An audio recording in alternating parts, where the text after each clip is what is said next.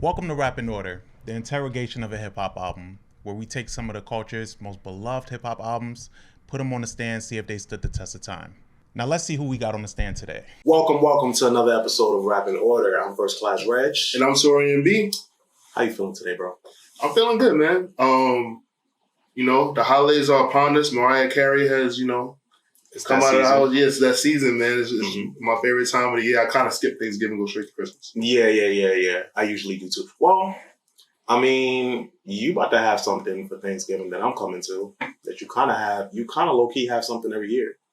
Yeah. At the house. Yeah. I do bros giving. Yeah, so I'm going to be here for that. Yeah. Watch wrestling with the bros. Yeah. I just came back from Texas, which was cool. Felt a little weird being out there without y'all. I went to Gus's Fried Chicken. Oh man, yeah, which is always great. Almost got a new tattoo. What stopped you? Our boy Austin wasn't there. Oh man, where he was at? I don't know. Like I went because I just stopped by. I stopped by with my brother. Shout out to Z.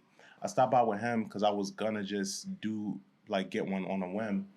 And the dude that we usually see when we go for South by Southwest, he wasn't there, so I didn't want to break the tradition and get it with somebody else. No, I definitely get that. I mean, if I ever do get a second tattoo, which is crazy. Like, I'm actually surprised you don't have more tattoos. It's hard. That's a permanent decision, bro. Yeah, it is. It's a permanent decision. But I know how you are as far as when you start on the trail of some shit. It's all right, you all about it. Yeah, but nah. But I guess it's those things aren't on your body. So yeah, it's just true. It's something that is very I'm very particular about that. So yeah, I mean shit. Do you want to know what I was thinking about getting as my second tattoo? I was thinking about getting fucking Reptar from fucking Rugrats. Oh, that's crazy. Yeah, exactly. So see what I'm saying? Imagine if I went through with that. Nah, you would go with somebody though. Nobody that you go with will let you get Reptar. Yeah, I know. But I'm just saying, I told Sarah that, she was like, nah, bro, you can't get Reptar. You can get Reptar pajamas. Yeah. I mean, I got the socks and shit like that. Yeah, but that's what I'm saying, because I was I will get something from my childhood. I love the Rugrats. Yeah. Nah, see what I'm saying? Nah, fuck Reptar. All right, so today we're gonna get into this album from this artist that has only been, we talked about him enough. He's only been on the incline in his career. This album in particular kind of showcased where he was going creatively, and I think up until this point, a lot of people didn't take his artistry as serious as he wanted them to. So I think he approached this album in a way that that was out to prove that he was here to stay and he had something else that he wanted to offer. And I'm talking about Flower Boy, and I'm talking about Tyler, the Creator. This album for him came out in 2017. It was, of course, as all Tyler, the Creator albums, it was written and arranged by him. But you also had some very great features on here. You had Wayne on here. You had Frank Ocean. You had Steve Lacy. So I think the direction that he wanted to go with this album, it was less about the lyrics, because I think he tried to prove that to us early on that he could rap with Goblin and everything. But with this album was more so focused on him as a producer, but you still had some bars. Yeah, I was about to say, there was no lack of bars on this project. I think he just upped the ante with his production and his instrumentation. And it's a very well-rounded album in my opinion, and it's a step up for him creatively for sure. Agreed. What did you think about this album? I know off mic you said it kind of got jumbled in with... Yeah, I missed this. Yeah. So, because Cherry Bomb came out, right? And, I was, really into the whole Cherry Bomb thing that he was doing. And, I saw him perform, that project live. And then this album came out, and, I don't know what was going on. 2017 was just, a weird year, right? Mm-hmm. And then he put out the Grinch soundtrack. So like I was like, and then I got into the Grinch Shrine. I just completely skipped Flower Boy, and then like I just kept progressing on, like you know what I'm saying, like, and I listened to the other projects that he released after that, and what I realized is that like I needed to like refresh it, but it's like the radio singles that he had was so big, like I knew them and I heard them, and I think like that's why like because I was like, all right, I got the gist of the project, and like the radio singles was so good and so popular, and then he was at the Beyonce Coachella. He performed at that one, right? So like I saw him perform and everything. So everything just felt regular. Like it felt it felt like I didn't miss out on Flower Boy, but I did. And I like so I was actually really kind of like pleased to like go back and listen to this and like I got some thoughts, man, because I think he's running a lot of circles around some of these guys. Man. Yeah, and I think, and just to go back to what you said about 2017, I just wanted to bring up this list here of all the action-packed, like it was an action-packed year for hip-hop. Yeah. Like so many big releases. You had Damn from Kendrick. Yeah. 444 from Hove. More Life, the playlist from Drake. 2 Chainz. You had Migos Culture debut. Yeah, Culture's... I'm looking at this list and I'm like, oh, I absolutely know why I missed Flower Boy because like Future dropped those 2 projects that year. Right? Hendrix and Future. Right. Let's see. It's an album came out that year. Yep. Right. Meek Mill's Wins and Losses, Without Warning came out that year. Yeah, there was a lot of big releases in 2017. Love Is Rage came out that year. Yeah. Right. Yeah. So there's a lot of projects that came out that like kind of like took up my time. Shit, Logic's Everybody came out that year. A lot of great releases. I think around this time too, and I have my friend, shout out to Manny, like when this album came out, he was so about this album and like he bought the merch and everything like that. And I was into Tyler, like I was in tune with what Tyler was doing, but it just wasn't to that level yet. Like I think it wasn't until like I checked every Tyler project, but it wasn't until Igor came out that I was like, all right, what he's doing right now is super different from what he was doing in the beginning. Because Goblin was like a completely different motive. Like like what he did with this album and with Igor and even with Call Me If You Get Lost was all about him, shaping him as an artist.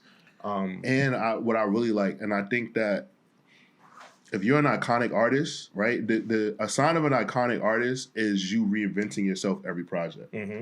So there's certain artists that like do this, and I think it's like pretty prominent, or like they have like eras, right? You got Michael Jackson, you got Prince, you got Madonna. I'm not comparing him to these people like guys, but like as far as becoming like a huge pop artist, this is what happens, right? So you have those artists, right? And then you kind of have some, like, when you look back at like Nas's career, like you got like the Illmatic era, you got the Nas Escobar era, like, you know what I'm saying? Like you have the Godson era, like you have like the the Nostradamus era. Like there's certain significant like eras in like an artist's career where like you can like look back and be like, oh, that era for that artist like is one of my favorites. And I really feel like since Cherry Bomb, like Tyler's like kind of like been like on like this like on an elevator just going up, and he hasn't even stopped yet. And I think also like he's really been challenging himself because like some of like his like favorite, some of his biggest inspirations are like the people who have like leaned on him for inspiration. Like you're not gonna tell me that Pharrell and Kanye West don't like look at him as like the bar. Yeah. And like fear. I just think that Tyler doesn't care enough to seriously be competitive. But I think like if Tyler wanted to, like he gives them a run from their money, especially the Neptunes. Like I know like Kanye is inspiration to him, but like I know that I feel like easily, and he's already I think he proved it once he like got tapped to the Grinch soundtrack that like.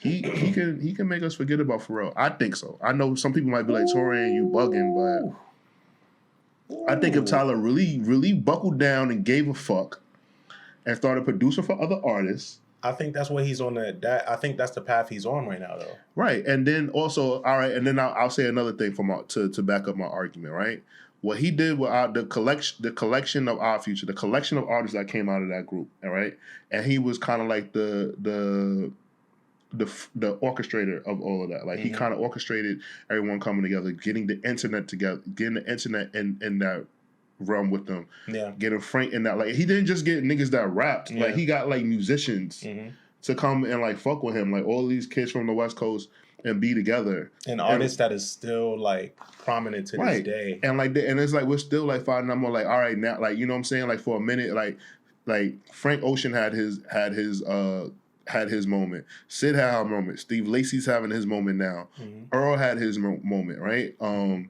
Casey Veggies had his moment. Vince Staples was like, I think he came around like later, but like he was around, but he was around. But that was that circle. Right, that was that circle. So you know what I'm saying? Like I just think that like shit, even like Taco just being around, like you know what I'm saying? Like Taco's an actor now. Right, what Taco has turned into now, I just think that like Tyler had the vision for a lot of shit. Yeah. And I think that like Tyler is just humble, but like when he gets like into like his later 30s and shit like that, like I really feel like we're going to be talking about Tyler in like a different way, because like right now, like people still talk about him like he's a little kid, but like nah, like he's definitely the Pharrell, what people would deem the Pharrell of his generation, in my opinion, like the Pharrell Kanye West mixture or whatever like that.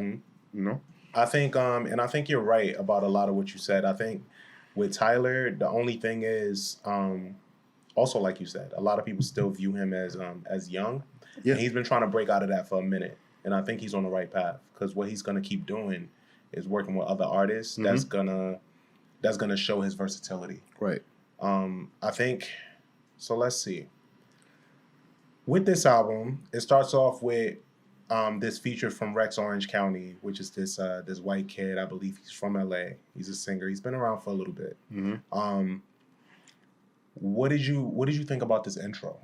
I thought it was an incredible intro. And like I said, because I had to revisit the album because I kind of missed it. Like this is, if you finish listening to Cherry Bomb and go straight into this, like the growth that like he's had is like incredible. Like, so you could tell that like he kind of like all the restrictions that he was putting on himself. Like I felt like before, like he kind of like felt he had to be like super like dark. And like menacing, and then he kind of started like allowing himself to like use, as quote unquote, as Beanie Siegel would say, happy beats. Yeah. Like, so I just really like the opening of this, because it's like you kind of like feel like you're in like a sunflower like field or something like that. Right. The way it opens or something. So. I think and I like it a lot too. I like the wordplay on this intro a lot, because he just kind of, it's not like he's saying too much with depth. He's just having fun with words. Like everything that he's saying is in contrast of the sentence before it. How many cars can I buy till I run out of drive? How much drive can I have until I run out of road? Like everything he was saying was lining up with the next sentence. Like it was dope. I fuck with that. Yeah, and that's brilliant. That's like lyricism, and we definitely going to have that conversation. You know what conversation I'm saying? Oh man. So before we get to that, is there any song on this album? Let me see. You got his feature from A$AP Rocky, Who Dat Boy. We know about their friendship, and we know we've been wanting I don't know about you, but I've been wanting a full-length project from these two for a while, because their chemistry is amazing. How did you feel like this fit into that mode? This was great. Like they complement each other really well. I definitely think that Tyler out Rocky on the song. I think so too. But I do think that Rocky's confident New York energy like is infectious to Tyler. I think that like when he does that with Tyler, Tyler he realizes that he's him, and I think Rocky helps bring that out of him. Yeah, I think so too. And what I really like about when they work together is that it just seems like it comes natural, and they don't really have to reach for shit. Like their chemistry is just so dope. Yeah, they don't have, like it's not hard at all. Yeah, and like also in contrast to, just to go back a little bit, in contrast to Cherry Bomb. Cherry Bomb was a little scattered to me when it came out. I like the artwork, and I like where I saw the potential of it going. But then when I listen to this and I listen to Cherry Bomb, I'm like, yo, this is like miles ahead. Like and I was reading up before we did this project. I was reading up on him talking about his goals for going into Flower Boy, like, and what he wanted to tackle. and him even looking back on Cherry Bomb and saying that like it just didn't get that deep, and that was his purpose of it. He didn't want to get that deep because he, you know, I feel like a lot of artists kind of struggle with how much they want to share, and because they're so private, and Tyler is private to an extent, but then with this project he gets into like being in depression, you know, songs like 911, Mr. Lonely, or even Pothole or Garden Shed with Estelle.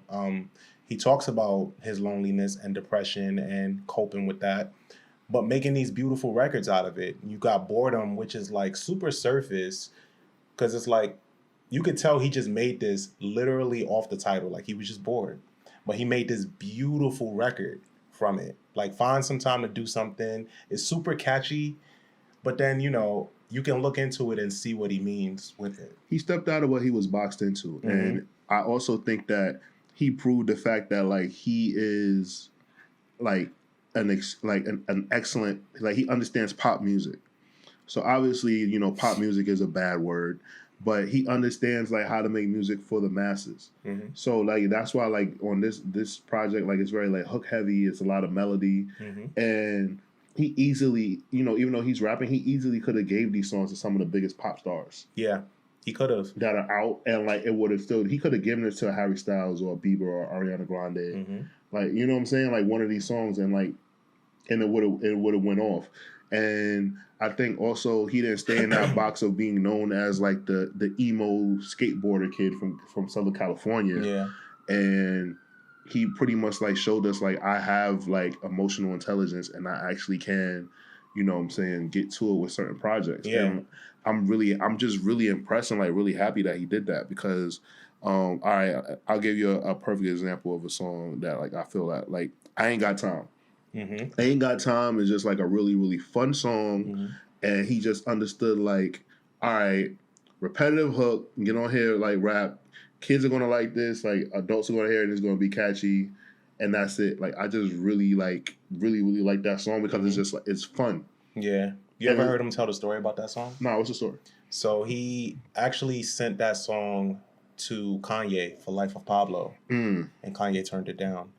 And then he sent it to Nicki to get her to just get a verse on it. And he didn't hear anything for like a month or so. And then she turned it down. And then he ended up just putting it on out. Yeah, man. See what I'm saying? Like these old motherfuckers, they don't know what they doing. Like that shit was a fucking bop. Yeah. I do understand why Kanye turned it down though, because like the feel that he was going on for Life of Pablo, it didn't fit that. Yeah. I can see, well, I don't know though, because I would have taken I Ain't Got Time over what's that shit called? Yeezy. Oh well, I get what you're saying. I would have taken that over that. Yeah, that freestyle was just okay. I get what you're saying. I get what you're saying. Okay, Easy jumped though. Okay, all right. So Pothole, right? Jaden Smith is a fucking tryhard, bro. He annoys me. You think so? I just don't want that nigga around. What's wrong with Pothole? I like him on Pothole. I don't like Jaden. I'm tired of him. You could tell who Jaden idolizes in his music. Yeah. Like, you know, it's obviously Tyler. It's obviously Cudi. And Tyler, it's kind of Cudi, a blend. And I think Pharrell's in there. Yeah, and it's kind of a blend of those three. And I think he's just coming into his own as an artist, but he is a tryhard a little bit. But I like this song. I think is there any other song that you didn't like or any feature you didn't like? Well, I did not like Pothole. I just don't want Jaden on it. Okay. Actually, no. I listened to this project and like there's not anything that I don't like on this album. Yo, there's nothing that I dislike about this album. But are you gonna tell me what you don't like? No, I was just gonna, since we're in the level of praising it, I was just gonna talk about Wayne on Dropping Seeds. Oh, okay. Let's go there because I love when Tyler raps with his older counterparts. Yeah, and I think he understands Wayne in a way that the newer era doesn't, and he puts Wayne on beats that nobody else does, and Wayne doesn't sound this authentic with anybody else that he works with. Like, and mind you, Wayne still sounds amazing. Like, I'm not taking that from him, but I'm saying when you put Wayne on a song with Tyler, you don't know where Tyler's gonna go with the production. It's so unpredictable, and Wayne sounds incredible. There's not an inch fucking no wasted motion, no auto tune. He sounds super authentic and crisp on Tyler production. It's great because Tyler, he's an excellent producer, and I think that when he's working with somebody like Wayne, he's able to tap in like, yo, this is what I want to hear. Like, this is why I fucked with you when I was a kid. Yes. This is what I want from you. Can you do that for me, Wayne? And Wayne is like, sure. Yeah, and if you ever watch Tyler interviews, he's such a student that like he'll tell you a reference point for an album or a song down to like the page in the XXL magazine. Yeah. Which is like super, super micro specific. Like he gets down like that. And I think when he approaches his music, whatever he's inspired by is down to the year, is down to the minute in a song. He'll break all of that shit down and it shows. I agree. Yeah. I think I want to get to that point in my life. Well, yeah, same. I want to play shit like that up more. Like, because when it comes to like remembering shit, I'll remember shit down to like the page and all of that stuff. And I don't know, I'm full of shit that I just shouldn't even know or care about. And a lot of times I could still use that to my advantage. You know? So, see you again. 2020 vision. Like, the way that shit, like, because you got to remember, like, that comes from the song before that. I mean, the Sometimes. So Sometimes flows into that, right? And then you got the radio host, like, asking, like, all right, since you're not going to talk, what do you want to hear next? And then it goes into this. Melody-wise, like, what I'm saying is, and I'm going to keep repeating it. I know I've said this multiple times already before, guys. Tyler, the Creator, like, is light years ahead of niggas when it comes to like this production shit and understanding how to make crossover music and melody. Yeah, like he gets that shit. That beat is insane. Yeah, like is brilliant. Like I said again, like harmonizing, understanding the music, understanding the hook. Like he blacked. Like so that's like impressive to me. Like I really enjoyed that part of it. Like listening to it, and I'm just like, damn. Like I wish I was in the studio for some of these sessions. And also like he did mention before when the album came out back then that he wrote "See You Again" for Zayn, the pop artist, but that he flaked on studio time twice. So he ended up keeping it. So it's like I think he has these ideas, these big grand ideas for other artists, and I think a lot of writers operate this way when they don't want to be the ones at the forefront of shit. Even Earthquake, I think he wrote for, I want to say he sent that to Nicki too. Yo, bro, like a lot of these people don't respect Tyler, and I think that like they're really missing out on certain things, like opportunities. And I think it's because like when he was younger, he was so immature and so over the top and so like extra. I think that he kind of like he hasn't shaken that stigma yet. That he's just like this immature kid that like mixes a bunch of drugs in a blender and drinks it and makes Earl Sweatshirt run around in the street and shit like that. They still see him as they saw him in 2010. Yeah. And Loiter Squad, you got to understand, like, he literally was 17 years old. Yeah.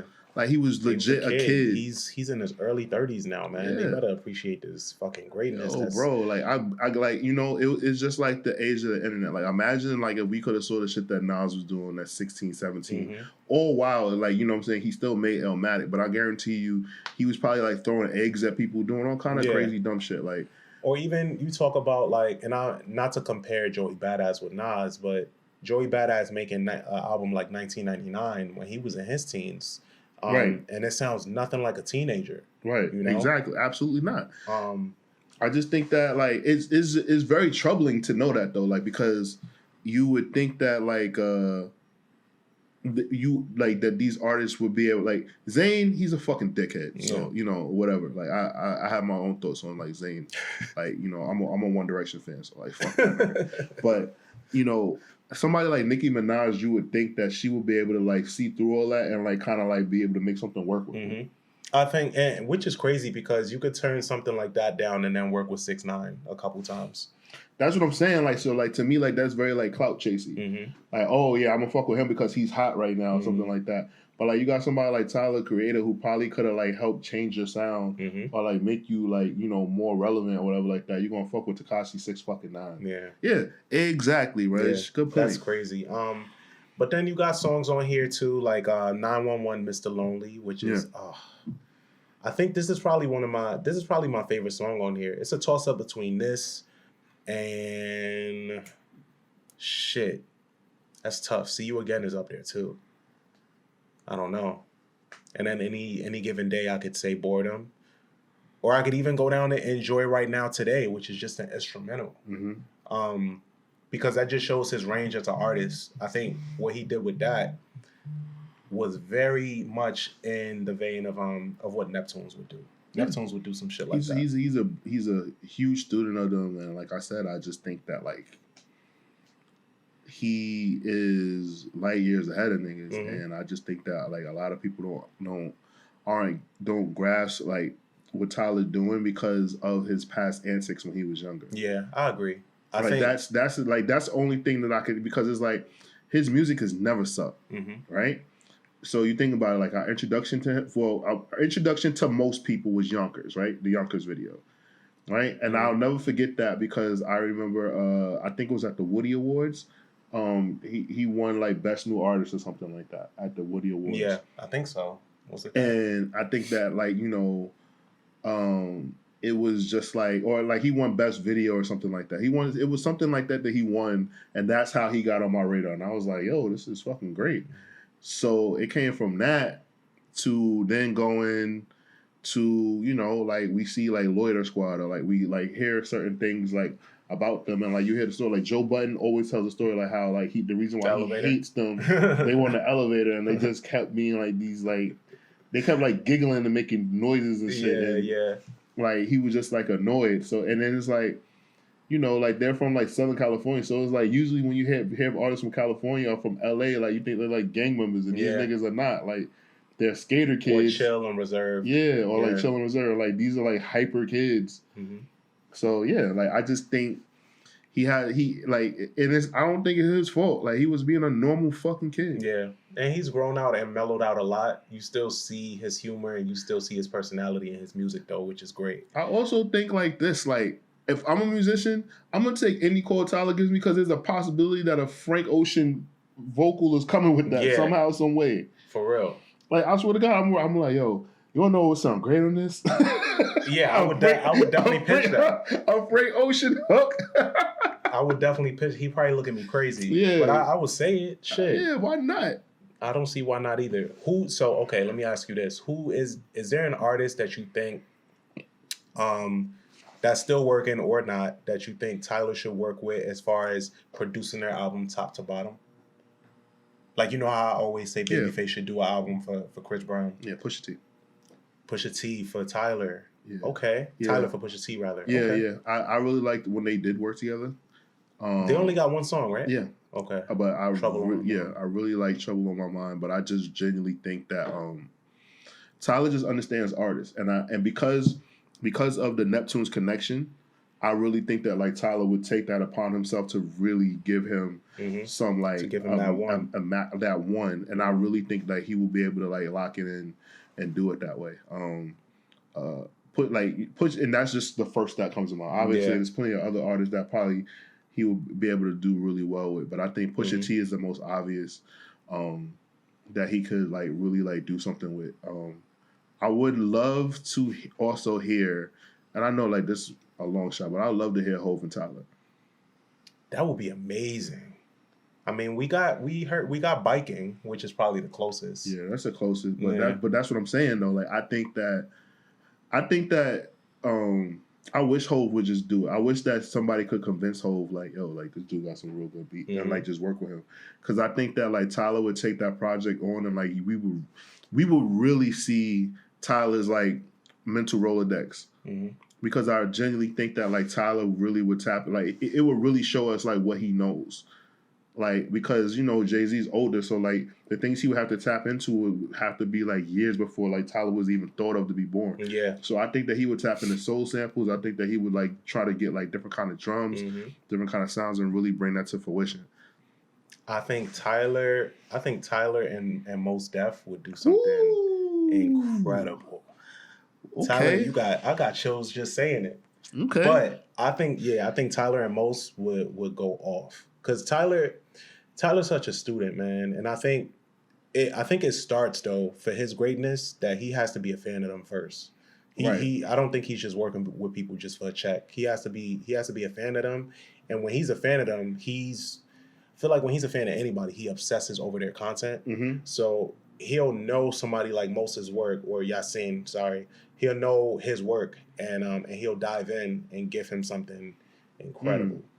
I think him working with Stove God would be dope.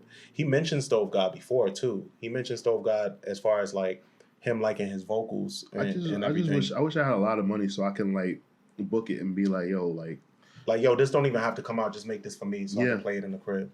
Yeah, I know I couldn't afford like Hove, but I think I can afford Tyler. And tell him to work with Push. I think I could afford that album. Yeah, I mean, I think the price only going to keep going up, so we got to hurry up and get this money. Yeah, I think I could afford to ask for a Pusha and Tyler album. Pusha, but Hove and Tyler, I don't think that's in my I don't think I can afford that. I think I would just have to befriend Hove and just like kind of gas him a bit. Yeah, I feel that. Yeah, but I don't know, man. Okay, so. Is there anything, if you had to nitpick, is there anything you could do without on this album? This is going to be hard because coming down to the rating is really going to be hard for me. No, but like, all right. Because, all right, so if I had to, like, so this album compared to Igor, right? Mm-hmm. Like Igor, it's just that like he just kept getting better, and like I don't know how to. I don't know how to judge this album. Yeah. It is kind of it's weird. It's hard to judge it. I was trying to nitpick it. I was listening to it again on my way here. Yeah, I'm being honest. Like it's not a bad. It's sequenced really well. Yeah, it flows together really well. Every song relies on the one before it. I'll say this much. Flower Boy is a really good project, but it's not as memorable as Igor or Call Me If You Get Lost. And I know you don't like comparing projects, but like Flower Boy is, even though like it's like when you go back and listen to it, you're like, oh man, this album is really good. How did I forget about this? Or how did I miss this? Right? But it's not that memorable. It's not memorable. Okay. For some reason, and I don't know why. I think it's not memorable because it wasn't on your radar when it came out. I think that would have changed it. If it was on your radar when it came out, then I think you would think about it a lot different. Okay, yeah. Maybe so, but like that's how I look at it with my rating because I have like a memory of all of his projects, and I'm just like, okay, I could say why, like, you know what I'm saying, like I can say like why like Goblin isn't a perfect album, whatever like that, like, or I could say like why this album is so good. I can say like why I really enjoyed Cherry Bomb because I really lived with that project, but I could also say like why like the flaws that Cherry Bomb has. But with this project, I don't. This album doesn't have any flaws. It's just that like it's not his best work. Yeah, I guess okay. So I relate to that in this standpoint because. Yeah, I enjoy this whole album. There's not a track on here that I don't like. But when I think about what comes after, then because Igor came after this, and it's even a step up from this, in my opinion. Since I know that Igor comes after this, it kind of gives me a rough time with trying to place this album. Exactly, that's what I'm saying. But this album is incredible. I watched the interview that he did because he has this partnership with Converse. Yeah, I watched this interview he did with Converse, and he was talking about how he didn't understand why people didn't like Igor because everything the critique that he got from Flower Boy he took, and with Igor he kind of stripped it all and it's kind of just the musicality. And with this, this is a step up from Cherry Bomb. So it's all just like on an incline level with his art because he took the critique that he got to make Igor and he stripped it, but just made the instrumentation like that much better. Bro, Earthquake is my shit. Yeah. Boy. So I mean, y'all see that vinyl behind me? Y'all fucking know. So I think with Tyler, I think he takes criticism, but he doesn't let it determine his outcome. Yeah, you know, which is great. But with this album, it's crazy because I can call this a flawless album. I could call it a flawless album without giving it a classic rating. I think it's still, me and you on the same page. Yeah, it's still one of those albums that's still gonna. I feel like it's gonna get better with time, and it is getting better with time. This project was the start of a 3-project run for him. That is like really good. Like there's a 3P. Like because the Grinch soundtrack I don't put in there. I like kind of like remove that. But like this is the start of a 3-project run that is kind of like noteworthy. Yeah. And I gotta ask Thomas. what he thinks about because I don't know what he thinks about Tyler. Did he listen? Yeah, I was gonna say, did he listen to this album or does he listen to Tyler? Yeah, I'm gonna ask him. I'm gonna find out. All right, cool. I'm gonna find out because I kind of feel like I kind of brainwashed Thomas and he's a little bit more of an old soul now. Yeah, that's the youth, so he would know if he does. But all right, but I'm comfortable with giving this album a 4.5. I agree, 4.5 out of 5. 4.5. Okay. Yeah. But if you're listening or you're watching, let us know what you think. Leave it in the comments below on YouTube. Tag us if you agree with us. If you don't agree with us, let us know. You know, and so don't forget to like, subscribe. I'm First Class Regg. And I'm Taurian B. And we're out of here. Catch you guys next time. Dun dun.